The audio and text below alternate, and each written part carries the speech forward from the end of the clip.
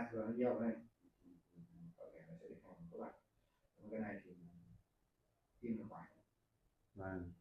Yên tâm nhé, cái này thì Vâng, bác sĩ vâng. là bảo hành cho nó sẽ khỏe nhé, chắc Vâng. bạn đảm bảo chắc chắn khỏe. Vâng. 5 năm nữa thì quay đây bác sĩ khám và ra cố thêm cho cách là Nói chung là nếu như không vấn đề gì thì thôi không phải kiểm tra nữa. không có quay kiểm tra thì yên tâm. Có một mua đi, có một mua nó cục nó xong. Bây giờ tiêm nó hầu như nó sẽ có một cục nhỏ nhỏ ngoài này.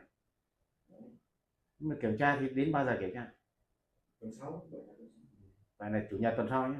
thứ bảy nhân đây có gì ở nhà thì liệu trước một số kia số kiểm tra soi lại xem. Vâng. Còn thực ra là ngay cái lần đi ngoài sau là nó sẽ cảm nhận thấy là nó thế nào, cảm nhận ngay mà.